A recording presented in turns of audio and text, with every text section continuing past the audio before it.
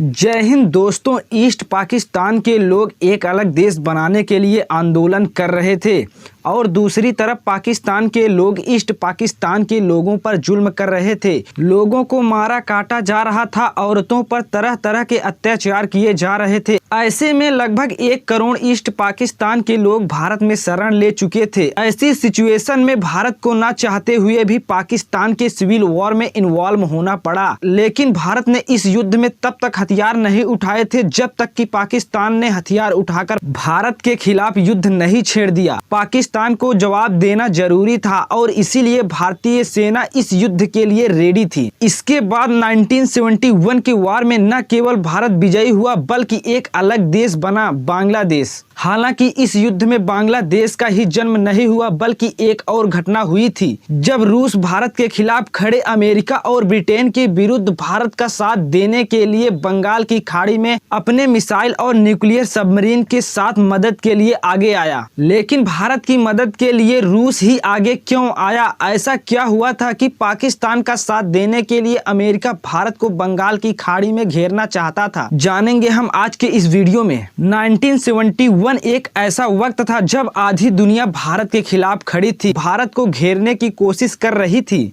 तब रसिया ही एक ऐसा देश था जिसने भारत के लिए दुनिया से दुश्मनी ले ली। भारत पाकिस्तान वार के बीच एक ऐसा समय आया जब अमेरिका, ब्रिटेन और चीन भारत के खिलाफ एक साथ खड़े हो गए। अमेरिका ने भारत के खिलाफ अपना टास्क फोर्स 74, जिसे 7th फ्लीट भी कहा जाता था, उसे भारत के खिलाफ उतार दिया था। ऐसे में रसिया ही एकमात्र ऐसा देश था जिसने न केवल अमेरिका को इस युद्ध के लिए रोका बल्कि चीन को भी इस युद्ध में शामिल नहीं होने दिया। दोस्तों, बात 1971 की है जब पाकिस्तान में सिविल वॉर अपने पीक पर था। 1947 में धर्म के नाम पर पाकिस्तान भारत से तो अलग हो गया, लेकिन अपने देश के अंदर दो अलग अलग आइडियोलॉजी के बीच टकराव रोक नहीं पाया। रिजल्ट यह हुआ कि पाकिस्तान 2 हिस्सों में बढ़ गया, एक पाकिस्तान और दूसरा ईस्ट पाकिस्तान यानी बांग्लादेश। सच्चाई तो ये है कि इस बंटवारे की नींव उस समय ही पड़ गई थी जब आजादी के बाद जिन्ना ने अपनी स्पीच में कहा था पाकिस्तान की राष्ट्रभाषा सिर्फ उर्दू ही रहेगी। दिक्कत की बात यह थी कि ईस्ट पाकिस्तान में आधे से ज्यादा आबादी बांग्ला भाषी की थी। ऐसे में उर्दू के राष्ट्रभाषा बनने से पाकिस्तान के लोग खुश नहीं थे।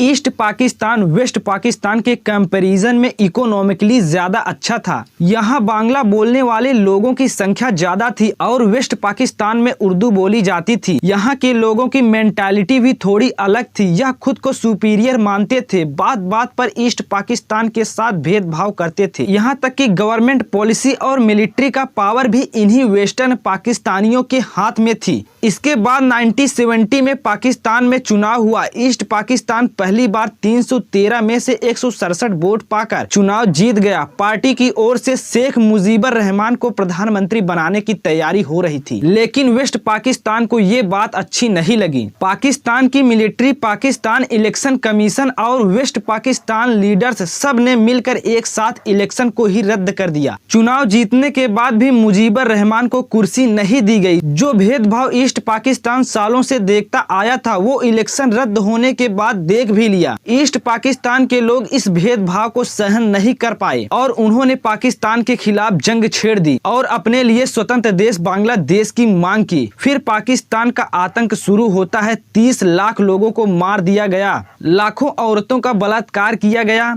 स्कूल, हॉस्पिटल, हर तरफ पाकिस्तान की सेना निर्दोषों पर लाठियां और गोलियां बरसा रही थी। लाखों की संख्या में लोग पाकिस्तान से भागकर भारत आ गए। भारत अभी जिसके बंटवारे के घाव भरे भी नहीं थे, लाखों की संख्या में आ रहे रिफ्यूजीज का बोझ कैसे झेल पाता? बॉर्डर्स के अंदर बढ़ते रिफ्यूजीज की हालत देखकर प्रधानमंत्री इंदिरा गांधी ने बात को इंटरनेशनल लेवल पर ले जाने की कोशिश की। बार बार अपनी परेशानी समझाने के बाद भी अमेरिकन प्रेसिडेंट निक्सन ने भारत की मजबूरी समझने को तैयार नहीं हुआ। इधर पाकिस्तान के अंदर वायलेंस लगातार बढ़ता रहा, लेकिन पाकिस्तान ईस्ट पाकिस्तान में होने वाले जुल्मों की जिम्मेदारी लेने के बजाय पूरी दुनिया से अपनी सच्चाई छुपाने को तैयार था। ईस्ट पाकिस्तान पर जुल्म बढ़ाने के साथ साथ पाकिस्तान आर्मी ने भारत के खिलाफ अटैक भी प्लान कर रखा था। इसी प्लान के हिसाब से 3 दिसंबर को पाकिस्तान एयरफोर्स ने भारत की 11 एयरफील्ड पर बमबारी करी और इसके अलावा कश्मीर के कई आर्मी बेसिस पर अटैक किया, लेकिन पाकिस्तान आर्मी को जितनी सक्सेस की उम्मीद थी उतनी नहीं मिली और न ही इंडियन एयरफोर्स न्यूट्रलाइज हो सकी,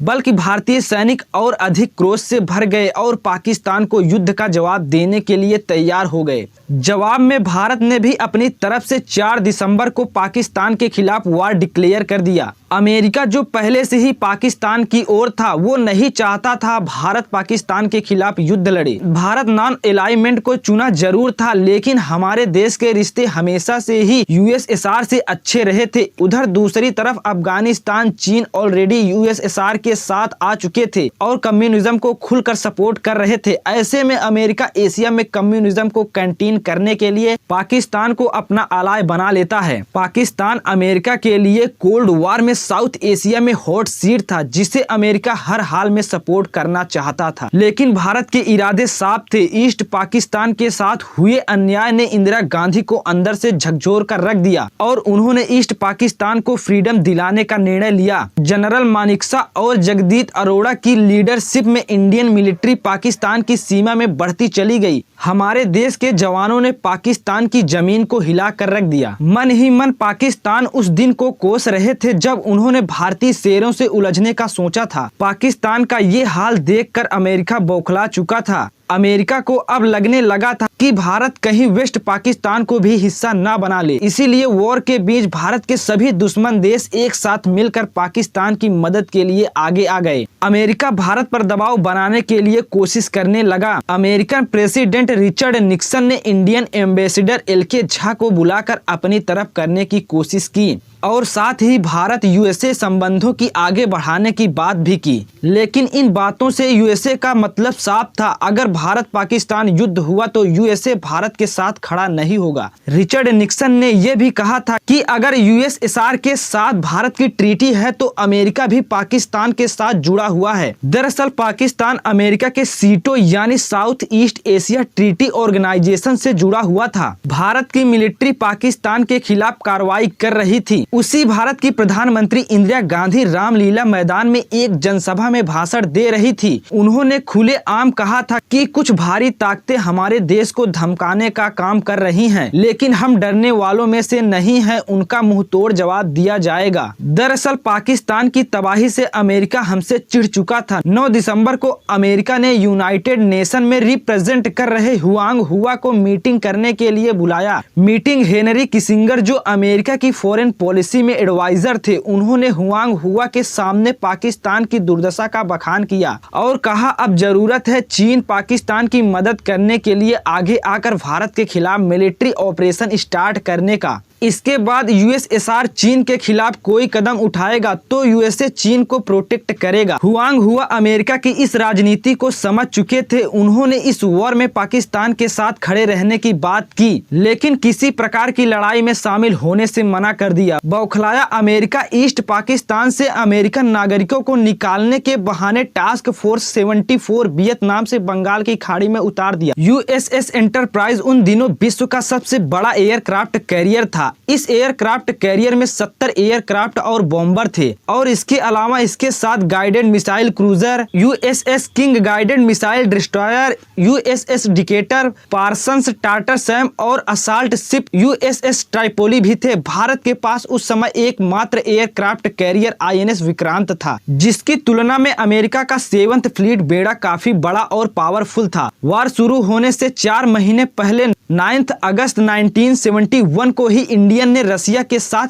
Indo Soviet treaty of friendship and cooperation of 1971 पर सिग्नेचर कर लिया था, जिसमें एक नियम ऐसा भी था कि जब भी कोई फॉरेन पावर भारत पर अटैक करेगा तब यूएसएसआर को भारत की रक्षा करनी ही होगी। सोवियत इंटेलिजेंट ने ये बात पता कर ली कि ब्रिटेन और अमेरिका ने मिलकर भारत को बंगाल की खाड़ी में घेरने की प्लानिंग कर रखी है। इसके लिए ब्रिटेन अपने एयरक्राफ्ट कैरियर HMS ईगल के साथ हजारों टन बम और डिस्ट्रॉयर लेकर वेस्ट साइड से भारत को घेरने की कोशिश कर रहे हैं। वहीं अमेरिकन एयरक्राफ्ट कैरियर बंगाल की खाड़ी में से भारत को उलझाने के लिए निकल पड़ा है, जिसके बाद सोवियत गवर्नमेंट भारत की मदद के लिए जुट जाती है। वहीं दूसरी ओर 10 दिसंबर को इंडियन इंटेलिजेंस एजेंसी के हाथ अमेरिकन प्रेसिडेंट का वो मैसेज हाथ लगा जिसे उन्होंने अपने सेक्रेटरी किसिंगर के लिए भेजा था, जिसमें लिखा था कि उनका 75,000 टन न्यूक्लियर एयरक्राफ्ट कैरियर अपने निर्धारित स्थान पर पहुंच गया है।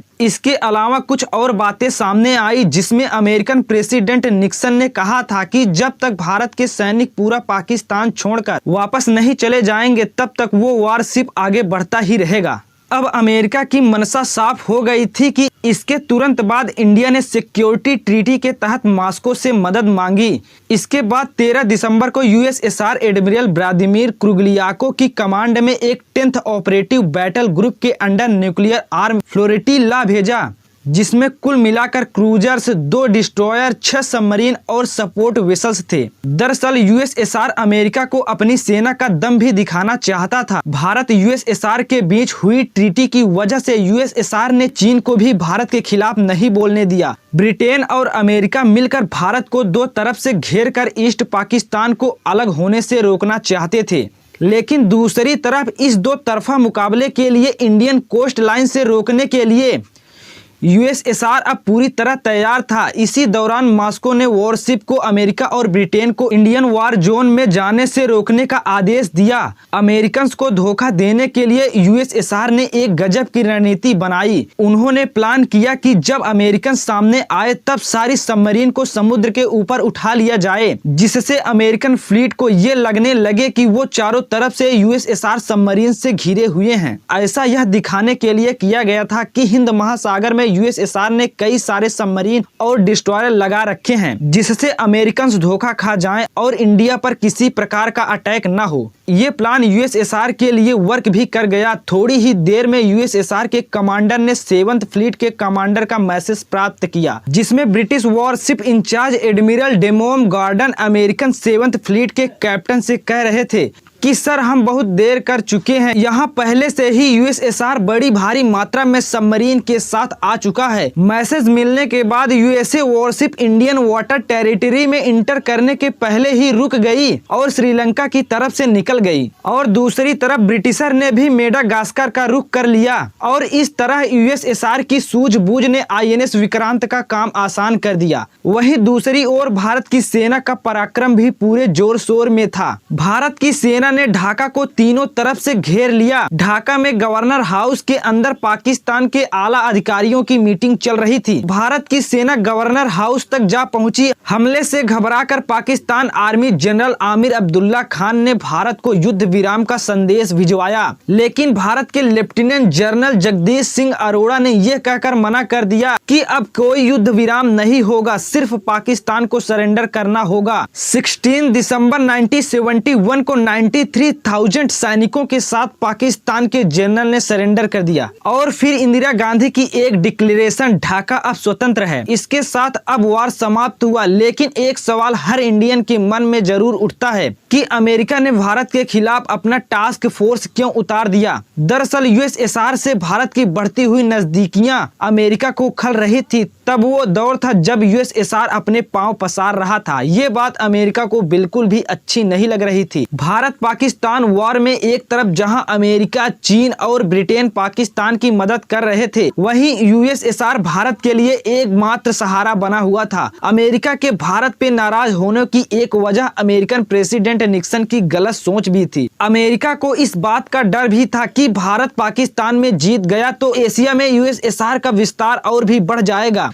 तो दोस्तों, आपको ये वीडियो कैसी लगी कमेंट बॉक्स में लिख कर बताइए। ऐसी ही इंफॉर्मेटिव और नॉलेजेबल वीडियो के लिए हमारे यूट्यूब चैनल को सब्सक्राइब करके फेसबुक और इंस्टाग्राम पेज को फॉलो करना मत भूलिएगा। मिलते हैं अगली वीडियो में, तब तक के लिए जय हिंद, वंदे मातरम।